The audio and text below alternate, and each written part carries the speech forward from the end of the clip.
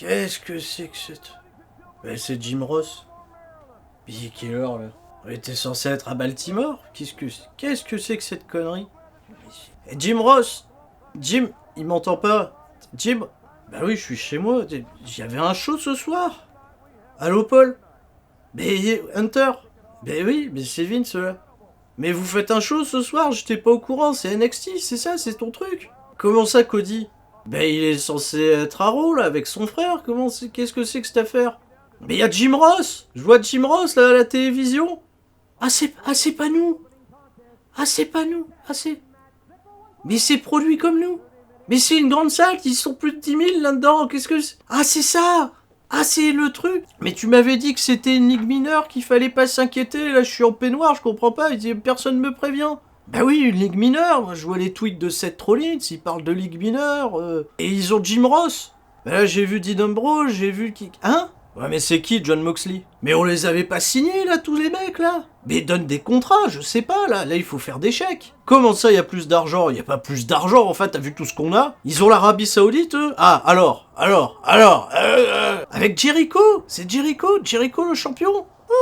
Ah bah oui, là, il y a Jericho, là, il est dans le public, là, il a un t-shirt. Et il a vraiment vieilli, Jericho, hein. Il fait des trucs bizarres. Ah, c'est pas lui. Ah, c'est pas lui. C'est qui? Ah, les Rock'n'Roll Bah, ils sont chez nous, eux. On les a mis au Hall of Fame. Ils sont pas chez nous. Qu'est-ce que c'est que ça? J'avais l'impression de voir une vieille émission retransmise avec les rockers, c'est tout. Comment ça, la concurrence? Mais y a pas de concurrence. Moi, je lui chie dessus, la concurrence, que je me raconte, là.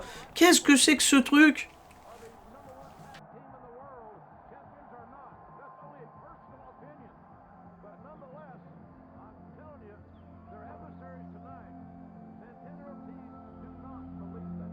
Salut à tous, c'est Sturi. C'est dans un format très différent de l'habitude que je m'apprête à vous parler de All Elite Wrestling Full Gear, le premier pay-per-view depuis le lancement du produit TV hebdomadaire Dynamite, un pay-per-view attendu au même titre que Double or Nothing en mai dernier, premier événement de la compagnie, pour des raisons différentes soit, mais certes historiques car beaucoup de fans de catch, qu'ils soient rangés corps et âme derrière Cody et sa bande, ou curieux de voir l'émergence de ce qu'on peut apercevoir comme une potentielle concurrence à la grosse machine WWE, allaient bien entendu juger, scruter, se réjouir, féliciter, se détester, s'insulter sur les réseaux sociaux, car 2019 est certainement l'année où le business a le plus évolué. Que ce soit pour WWE pour ses exploits financiers, bon pas toujours éthiques mais avec la multiplication de leurs programmes, leur conquête du catch indépendant et les valeurs astronomiques des contrats de leurs talents. New Japan Pro Wrestling qui poursuit leur extension aux États-Unis, signe aussi leur meilleure année économique et prouve que leur roster se renouvelle malgré le départ des plus grandes stars en 3 ans. Et All Elite Wrestling, cette compagnie née d'un pari entre Cody Rhodes et Dave Meltzer, qui a suscité l'intérêt d'un richissime investisseur qui s'est donné les moyens de produire du catch à grande échelle dans de grosses salles, afin d'offrir une réelle alternative à WWE en mal de concurrence depuis près de 20 ans. À la fin de ce mois de novembre, cela fera 5 ans que je serai sur YouTube. Mon idée de base reste inchangée, celle de faire une chaîne communautaire autour d'une passion commune, avec du fun bien évidemment, et aussi une envie de transmettre mon expérience de fan depuis une trentaine d'années déjà. Un regard un peu plus insider, ayant moi-même pratiqué le catch pendant quelques années, ayant écrit des shows, performé des rôles, vécu sur la route, mon expérience est certainement très différente de la vôtre et me fera apprécier différemment les combats, angles, affiches, rivalités que proposent les différentes compagnies de catch. Je me suis toujours exprimé en ce sens, rien ne vous oblige à être d'accord avec moi, et au même titre, rien ne vous oblige, bien entendu, à être d'accord entre vous. Sur ce point, je n'ai pas changé, je ne pense pas qu'il y ait de manière objective de parler de catch. Et tant qu'à parler d'expérience, je vais encore vous parler de moi de manière narcissique, car je suis aussi un grand consommateur de ce qui se passe sur YouTube, une place publique où des créateurs, qu'ils soient talentueux ou moins talentueux, expriment librement leur avis sur des séries télévisées, de la musique, du cinéma, voire même expriment leur avis sur d'autres vidéastes, ce qui, à mon sens, est en parfaite symbiose avec notre époque où les réseaux sociaux sont un carrefour, où nous sommes tous reliés et nous confrontons nos manières de penser, de vivre, et pour intéresser les importantes entreprises, nos manières de consommer. Si vous ne savez pas où je veux en venir, attention, j'y arrive. Le catch est un divertissement qui se consomme. Bon, il ne se consomme pas en effet au même titre qu'une pomme ou qu'un dentifrice, mais il consomme évidemment votre temps. Un temps que vous allez allouer à votre écran pour suivre un show, un temps que vous allez allouer pour en discuter, un temps même que vous êtes actuellement en train d'allouer à m'écouter en parler, que certains alloueront à d'autres vidéastes aussi qui en parleront, un temps qui défile et pour lequel vous n'allouerez pas autre chose. Sauf si comme moi vous regardez Monday Night Raw en faisant votre passage, ou que vous écoutez 3CFM en faisant votre footing ou dans les transports en commun. Cette guerre du temps est désormais la guerre principale des compagnies de catch. Le temps est précieux pour chacun d'entre nous.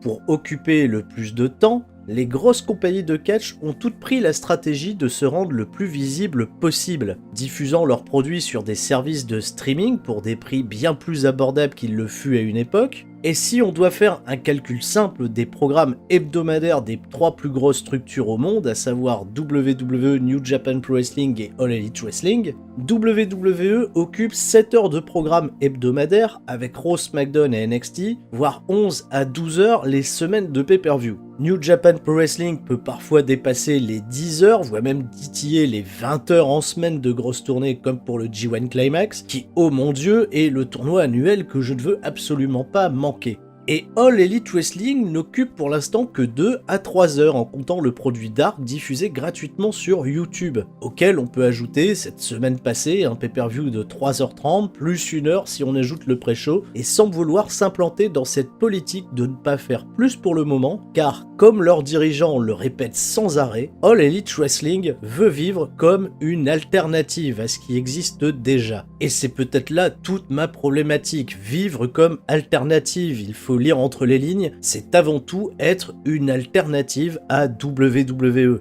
Cette WWE qui fait râler les fans de longue date jusqu'à les désintéresser de leur programme depuis de nombreuses années, cette WWE qui peine à renouveler un nouveau public parmi les plus jeunes, mais cette WWE qui fait surtout rêver les acteurs du business du monde entier, car son modèle économique n'a jamais été aussi fort qu'aujourd'hui, avec des qualités de production visuelle toujours au top et des partenariats médiatiques ahurissants. All Elite Wrestling débarque donc dans cette guerre du temps et veut être une alternative. Une alternative qui ne va certainement pas copier le produit WWE, mais séduire ceux qui s'en lassent, en y proposant comme à Full Gear 2 affiches radicalement opposées. Chris Jericho contre Cody qui s'inscrit comme un incroyable match de catch old school, sans catch moderne, basé essentiellement sur les émotions transmises aux spectateurs et téléspectateurs avec son lot de drama et de rebondissements. Et d'autre part, Jon Moxley contre Kenny Omega, sur la carte de l'ultra spectaculaire, de la violence des rivalités sanglantes reniées par une WWE avide de ne plus choquer moralement sa jeune audience et de s'assurer des partenariats avec des labels tout public. 2 combats qui font office de paris risqués de la part de All Elite Wrestling qui a certainement ravi les fans de catch les plus endurcis, que ce soit par leur niveau de référence, l'interprétation très juste de leurs catcheurs, leur qualité athlétique indéniable, et avec par-dessus le marché une production quasi irréprochable comparable à ce qui se fait de mieux dans la patrie de Vince McMahon. Et pourtant, ce dimanche soir, après avoir fini mon visionnage de Full Gear dans des conditions qui n'étaient pas celles du direct, car j'aurais été bien trop épuisé à suivre le show au meilleur de mon attention, je suis ressorti avec un sentiment très mitigé. Bon d'accord, le show est plutôt bon dans sa globalité, pas le meilleur que j'ai vu cette année, mais certainement l'un des plus solides. Mais je n'arrive pas à m'enlever de la tête une pensée, All Elite Wrestling manque terriblement d'identité.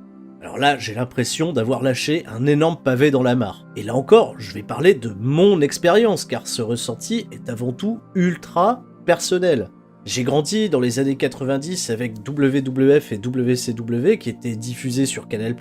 Je n'avais pas d'autre accès au catch avant d'avoir internet en 2001. Et c'est seulement à partir de ces années 2000 que j'ai pu suivre et m'intéresser à d'autres produits comme Ring of Honor ou TNA, qui étaient à la pointe du catch moderne avec des performances athlétiques hors du commun, CZW ou IWA Mid-South avec ses combats ultra violents, Pro Wrestling Noah qui proposait d'incroyables combats compétitifs avec des règles simples et des ambiances si spécifiques au public japonais, ou encore Chikara ou Dramatic Dream Team pour de la comédie à outrance, bref, m'intéresser comme ça à tellement de compagnies différentes me permettait de me mettre en condition, non pas seulement pour regarder du catch, mais l'appréhender dans un cadre qui s'y prêtait. Et bien entendu, en parallèle, j'ai toujours suivi WWE pour son aspect ultra produit, ses stars plus grandes que nature et sa dimension planétaire. Il faut dire encore une fois qu'avec cette notion de temps qu'on alloue les uns les autres à consommer du catch, on biaise volontairement notre manière d'en regarder. J'ai maté Full Gear après une semaine WWE à la fois excitante et également éprouvante, tant le programme des Survivor Series apporte en fraîcheur avec la participation de NXT, et tant le dernier SmackDown était une avalanche de bêtises avec la promo scriptée de Baron Corbin et la légèreté de son écriture globale. Full Gear allait se retrouver dans cette position bâtarde d'être pour moi soit un show qui devait tout défoncer ou soit un show qui me décevrait. Je n'avais pas d'entre-deux à proposer. Pour vous parler de la carte en elle-même, j'ai fait l'impasse totale sur le pré-show. Britt Baker a battu Bea Priestley sans surprise vu le projet Britt Baker.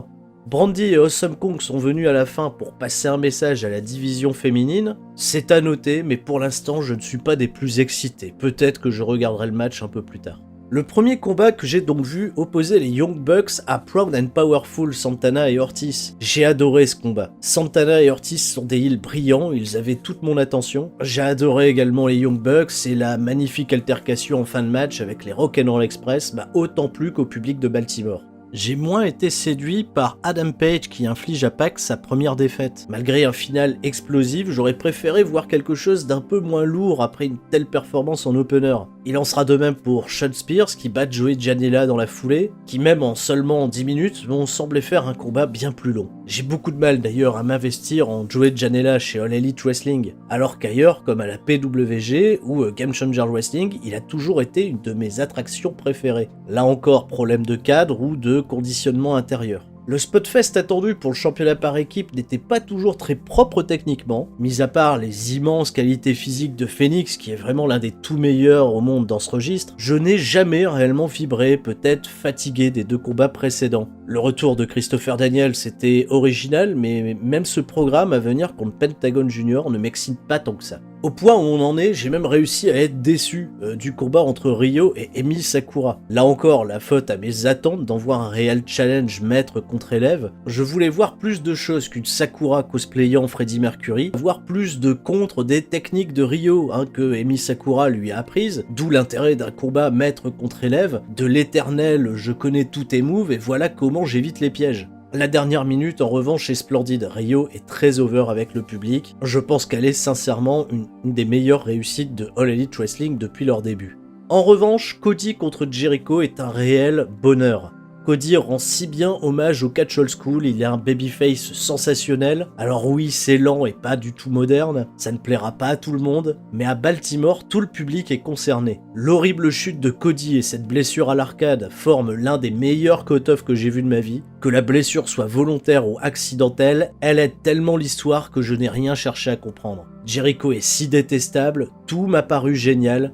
Jusqu'à cet immense pari d'avoir fini le match avec MJF qui jette la serviette pour Cody, ça ne plaira là aussi pas à tout le monde, c'est très audacieux, et MJF qui tourne à la fin sur le plus gros babyface de la compagnie va certainement lancer certaines des meilleures hits du business. Tout est génial jusqu'à ce fan qui balance de l'eau sur ce connard de MJF, accident ou pas, c'était génial. Enfin, ce combat de l'extrême entre Jon Moxley et Kenny Omega était très intriguant à suivre. Alors c'est sûr que les fans ne seront pas unanimes, tellement le style ultra violent peut être décrié. Moxley et Omega avaient promis de la violence, ils nous en ont donné. J'ai eu mal avec eux, je n'ai pas vu le temps passer. Omega est tellement sorti de sa zone de confort pour coller à celle d'un Moxley qui rêvait de refaire ce qu'il ne pouvait plus produire ailleurs. On a eu du sadisme à outrance avec du barbelé, du verre brisé, des tapettes à souris, un ring totalement saccagé et pour ma part aussi un gros malaise avec ce spot de pendaison à la chaîne que je n'espère ne plus jamais revoir sur un ring de catch. Full Gear qui se conclut par la victoire de Jon Moxley et pas de nouveaux venus, pas de réelle surprise, juste un nouveau départ attendu avec de nouvelles rivalités pour les mercredis soirs. Mais ces deux combats s'inscrivent vraiment dans mon point précédent. Je n'arrive pas à trouver l'identité d'All Elite Wrestling. Alors attention, j'ai adoré ces deux combats, mais ils ne collent tellement pas ensemble. Alors, c'est super d'avoir de la diversité dans une carte, je me tue à le dire généralement quand je regarde un show. Mais Full Gear a peut-être réussi, pour la première fois en 30 années que je regarde du catch, à me perdre sur ce point. WWE est généralement maître en la matière. Vince peut au plus grand des calmes te proposer 15 minutes de super action avec AJ Styles ou Daniel Bryan pour te perdre 2 minutes après avec Rousseff et Lana.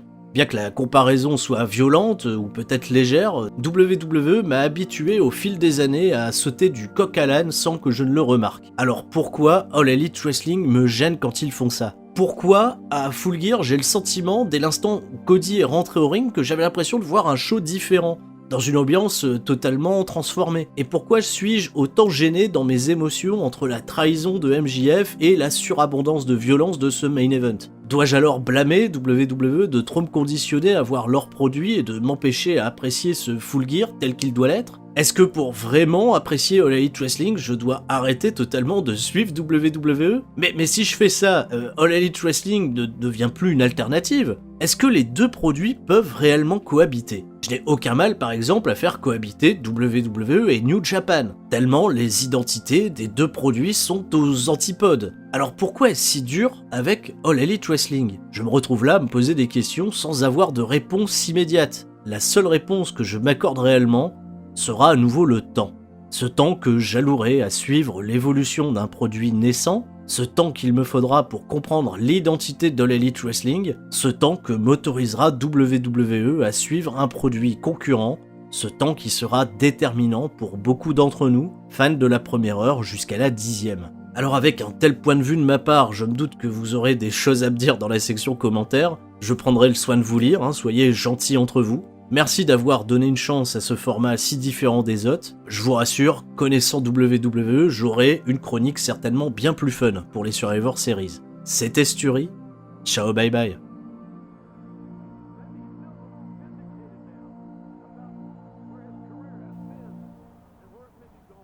Eh ben voilà, du sang et des tripes. Oui, Seth, oui, c'est papa. Oui, je t'appelle pour le truc de Cody, là. T'as regardé? T'as regardé? Comment ça, t'as pas regardé?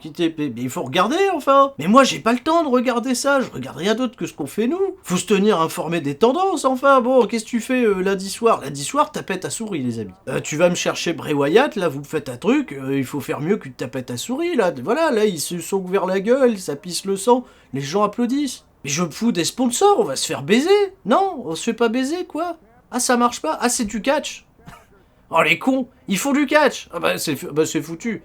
Voilà. Non, bah reste, rendors-toi, reste tranquille, voilà. Non, lundi, je sais pas ce qu'on fera, on fera un angle avec Lana qui est enceinte, on cherchera le père. T'embête pas. Non, reste tranquille, gars. Il fait beau en Europe? Ah, t'es en Europe? Ah, vous êtes en Europe? Ah, c'est bien ça, c'est beau. Bon, bah tu ramèneras un petit souvenir pour papa. C'est gentil, il est bien, il est gentil ce garçon. Très très bien.